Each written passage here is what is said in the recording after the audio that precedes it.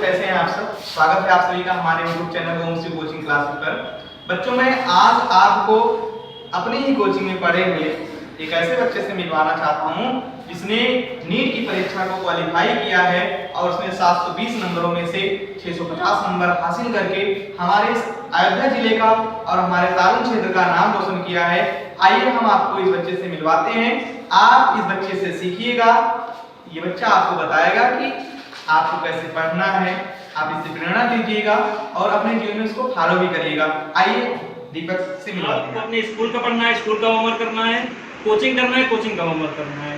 अभी जो आप कैलकुलेशन जो भी कर रहे हैं आपको उसी लेवल पे रहना है। आगे जब आप 11th में या 12th में जाएंगे, देखिए अपने सबके लाइफ का सबसे बड़ा जंप जो होता है 10 to 11 का जंप।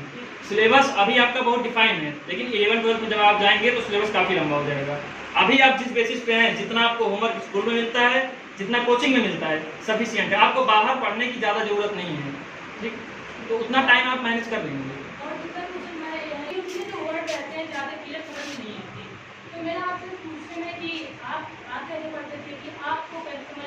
टीचर उसी के लिए तो टीचर है भाई। आपने एनसीईआरटी पढ़ा, उसमें ऐसी ऐसी लाइंस है ना जो स्टूडेंट कभी जल्दी समझ नहीं आ पाता, तो उसके लिए टीचर आपको फॉलो करेगा। आप उस टीचर से पूछेंगे, आप टीचर से मान लीजिए पूछे एक टीचर से, नहीं सेटिस्फाई हुआ, आपके पास अभी इंटरनेट है, यूट्यूब है, इतने रिसोर्सेज हो गए हैं आपके पास कि आप कहीं से भी उसका आंसर निकाल। अगर आपके अंदर ये है कि मुझे ये सीखना है तो आप वो चाहे इंटरनेट से, यूट्यूब से आप सीख सकते हैं वो चीज़ें। तो आप एनसीईआरटी लेके एक बार रिवाइज कर लिया। फिजिक्स में मेन होता है आप क्वेश्चन से रिवाइज करिए। जितने जैसे एक चैप्टर आपने जो लगाया है उसके ये नहीं कि एक ही प्रकार के क्वेश्चन ढेर सारा लगा लिया। आप हर टाइप के क्वेश्चन एक एक दो लगाइए, ठीक? उससे आपका फिजिक्स अच्छे से रिवाइज होगा। वेलकम। और ईमानदारी से बताइए, ज़्यादा नहीं। देखिए नीट मैं अपना बता रहा हूँ, नीट के लिए एक मिसकॉन्सेप्शन ये है कि आप अगर 12 घंटे 14 घंटे लगातार पढ़ेंगे, हमेशा पढ़ेंगे, तभी आपका सिलेक्शन होगा। ये एक मिसकॉन्सेप्शन है, ऐसा कुछ नहीं है। आप 6 घंटे 8 घंटे पढ़ के भी बहुत अच्छा कर सकते हैं। इम्पॉर्टेंट ये है आप पढ़ते क्या हैं। अगर आपने एक मैटर अपना कंसाइज करके रखा है कि हमें यही पढ़ना है, टॉपर्स होते क्या करते हैं कि वो ढेर सारी चीज़ें नहीं पढ़ते, एक ही चीज़ को बार बार पढ़ते हैं। उससे आपको ऐसे याद 10 बार आपने एक चीज़ पढ़ा, याद हो गया कि इस पेज पे ये लाइन लिखी है। और मैं अपना बता रहा हूँ, मैंने 2021 में अपना फर्स्ट अटेम्प्ट दिया था, उसमें मेरा 583 स्कोर था। तो मैं 6 महीने मैंने कोचिंग किया था, उसके बाद कोविड का टाइम आ गया, तो मेरा 2-3 महीने का एकदम प्योर गैप हो गया कि मैंने उस टाइम किताब नहीं उठाया। उसके बाद जब टाइम आया एग्जाम को, सिर्फ 2 महीने थे, तो उस 2 महीने में मैंने अपने लाइफ की सबसे ज़्यादा मेहनत वही 2 महीने किया। मैं 10 घंटे 12 घंटे तक उस टाइम पे पढ़ा था। एग्जाम दिया मैंने, मेरा स्कोर 583, मेरा सिलेक्शन हुआ नहीं था। उस बार मैं बहुत डिमोटिव हुआ, मैं रोया था उस बार। ये सब है तो फिर ऐसा नहीं है। देखिए फेलियर सबके लाइफ में आता है। यहाँ भी जो भी स्टूडेंट है, जो टीचर जो सक्सेस हुआ है, जो भी सक्सेस हुआ है, जो टीचर, फेलियर सबके लाइफ में आता है। लेकिन आप उस फेलियर को अपना मोटिवेशन बना के आगे कैसे बढ़ते हैं, ये इंपॉर्टेंट है। उसके बाद मैंने 2021 मेरा एग्जाम हुआ, फिर 2022 मैंने एग्जाम हुआ, 1-2 महीने मैंने देखा कि हो सकता हो काउंसलिंग में कहीं भी हो जाए। फिर जब 1-2 महीने मुझे लग गया कि नहीं होना है, फिर मैं कोचिंग ज्वाइन नहीं किया। फिर मैंने सिर्फ टेस्ट सीरीज ज्वाइन किया, क्योंकि नीट के लिए बेसिक क्या है, प्रैक्टिस। आप जितना ज़्यादा प्रैक्टिस करेंगे उतना ज़्यादा आपको क्लियरिटी आएगा। 80 मिनट में आपको 200 क्वेश्चन करने होते हैं, नीट में ये होता है। तो उसके लिए स्पीड चाहिए। स्पीड में आप गलती करेंगे, लेकिन अगर आप प्रैक्टिस करते रहेंगे तो स्पीड के साथ एक्यूरेसी भी आपकी आ जाएगी। सर आप बनना क्या चाहते हैं? न्यूरोलॉजिस्ट। ठीक है। आप ये बता रहे, देखिए अभी बायो के नीट में 90 क्वेश्चन आते हैं। 90 में से ऐसा नहीं कि 89 क्वेश्चन एनसीईआरटी से और 1 क्वेश्चन बाहर से। 90 में से 90 क्वेश्चन एनसीईआरटी से आएगा आपका, लेकिन आपको पता नहीं वो क्वेश्चन बनेगा कहाँ से। उसके लिए जरूरी ये है कि आप क्वेश्चन लगाएं। आप जब क्वेश्चन लगाएंगे ना तो आपको अरे एनसीईआरटी में यहाँ से भी क्वेश्चन बन सकता है, तब आपको ये फील होगा। वैसे आप पढ़ते जाएंगे, इतना मैटर है, कुछ समझ नहीं आएगा कि यहाँ से भी क्वेश्चन बन सकता है, फिगर से क्वेश्चन बन सकता है। उसमें फिगर के नीचे एक लाइन लिखा होगा, उससे क्वेश्चन पूछ लेंगे वो। और फिजिक्स में क्या है कि फिजिक्स में तो एनसीईआरटी से आईआईटी के क्वेश्चन आते हैं, नीट आप छोड़ दीजिए। आईआईटी जेईई के क्वेश्चन जो पीछे एनसीईआरटी में क्वेश्चन होता है, एडिशनल एक्सरसाइज होता है, उधर से क्वेश्चन आते हैं। आप यूपीएससी में जाइए, 6 से लेकर पूरा 12 तक एनसीईआरटी पढ़ना पड़ता है। तो जितने भी एग्जाम से टॉप लेवल, आपको एनसीईआरटी मेन वही पढ़ना पड़ेगा। आप चाहे अभी पढ़िए या आप अपना 12th कंप्लीट करने के बाद ड्रॉप लेके पढ़िए। तो मेरे टाइम पे क्या था, मुझे कोई बताने वाला नहीं था कि भाई इधर ही से पढ़ना है, ना मेरे अंदर कोई समझ थी, सबके अंदर अभी होता है, इसीलिए ये सब सेशंस होते हैं। तो इसमें आपको ये कि अभी आप सीरियस हो जाइए, अभी आपके पास टाइम है, आप 11th 12th 10th जो भी पढ़ रहे हैं सीरियस होकर पढ़िए, यहीं से ही सारा मैटर आपको आना है। हाँ, और मेरी कोचिंग के बारे में आपका क्या कहना है? यहाँ ऐसे क्षेत्र में थोड़ा कोई भी कोचिंग ऐसा है नहीं इस कोचिंग के सिवाय कि जो बच्चों को बेसिक से उठा के 5th 6th 9th से उठा के आगे तक ले जाए।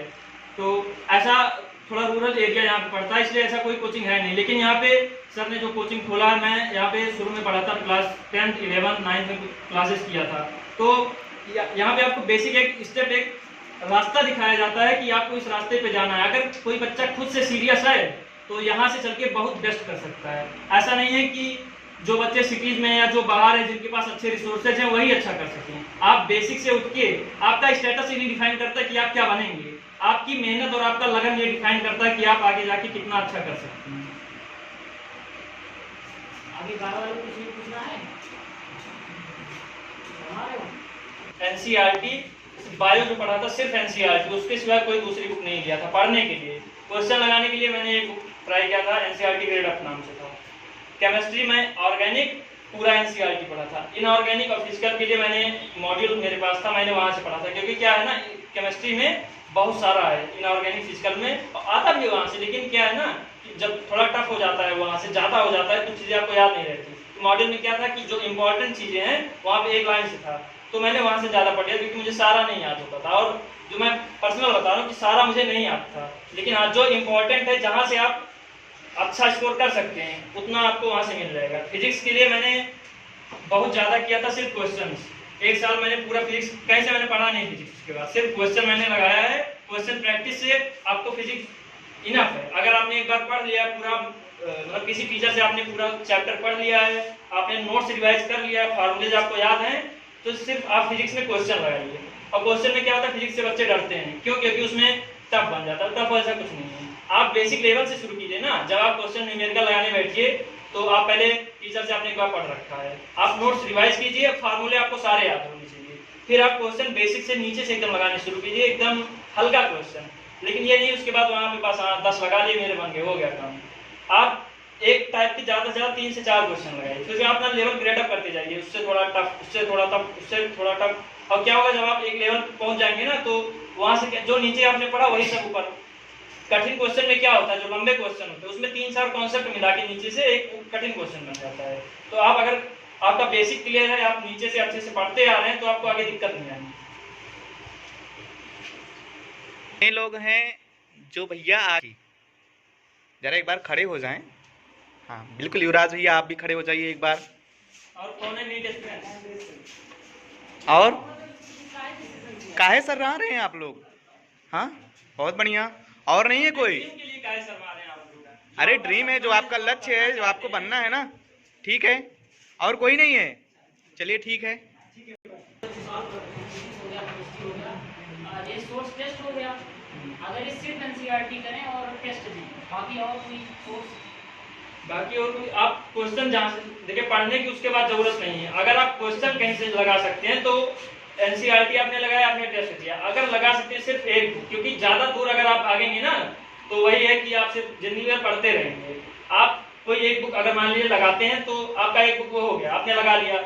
आप उसी चीज को 2 बार लगाइए, 3 बार लगाइए, लेकिन आप ज्यादा मत कीजिए कि आपने एक बुक लगा दिया, हो गया, 2 बुक मेरे हो गया, मैं तीसरी बुक ट्राई करूंगा। वही चीज आपकी, वही कॉन्सेप्ट मिलेंगे, वही क्वेश्चंस मिलेंगे। तो अगर आप वही पहले वाले को दोबारा करेंगे ना, तो आपको जब जिस क्वेश्चन में आपने पहली बार गलत किया था, तो आपको ये जब दोबारा देखेंगे तो आपको लगेगा ये मैंने गलत किया था, तो इस बार मुझे इसे सही करना है।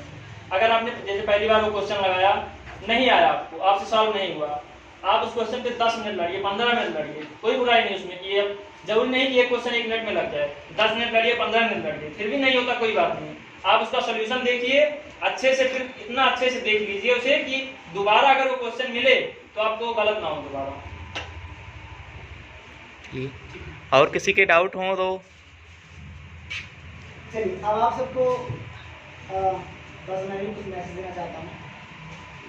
ये बच्चा 9th 10th 11th यहाँ रेगुलर पढ़ा हुआ है, और जैसे आप सब करते हैं हल्के में लेते हैं चीज़ों को, बहुत ज़्यादा सीरियस नहीं होते। वैसे ये भी थे, लेकिन बाद वो समझ हमें करना जीवन में, और इनकी आँख खुली और इन्होंने जितोड़ मेहनत किया। कोई भी कोचिंग किसी का सिलेक्शन नहीं करा सकती। आप लोग यहाँ पढ़ने आए हो, चाहे कोई भी कोचिंग, सिलेक्शन तभी आपका होगा जब आप मेहनत करेंगे। और अगर सक्सेस होना चाहते हैं, जिसे बताया भी आपको, एनसीईआरटी आपका भी, वही आपको पढ़ना। अगर क्वेश्चन हो रहे हैं एग्जाम में भी होंगे, अगर यहाँ हो रहे हैं तो एग्जाम में भी होंगे, और यहाँ नहीं होंगे तो एग्जाम में भी नहीं होंगे। जो बेसिक चीजें आपको एनसीईआरटी वगैरह में पढ़ाई, जो भी यहाँ पढ़ाया जाता है, उसके बाद कुछ भी नहीं आना है। ये मेरी गारंटी बच्चों, नीट में, जे एडवांस में भी, जे मेन लेवल तक का क्वेश्चन आप लोग कर सकते हैं। और ये बार बार आपसे कह रहे हैं कि बहुत ज़्यादा बुक्स लगाने की जरूरत नहीं, एक ही बुक आपको लगानी है, वही बार बार लगानी है। तो चीज़ें हम भूलते हैं, भूलना ही मानव का स्वभाव होता है।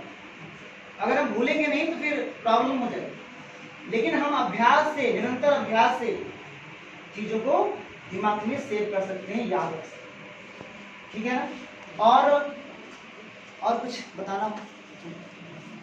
और एक और खास बात ये है, सबसे बड़ी बात ये है कि मैं धन्यवाद देना चाहता हूँ इस बच्चे को जो इस कोचिंग को याद किया, और मान के चलिए इस कोचिंग से निकलने वाला एक पहला डॉक्टर बनेगा। ये बच्चा तालियां सबके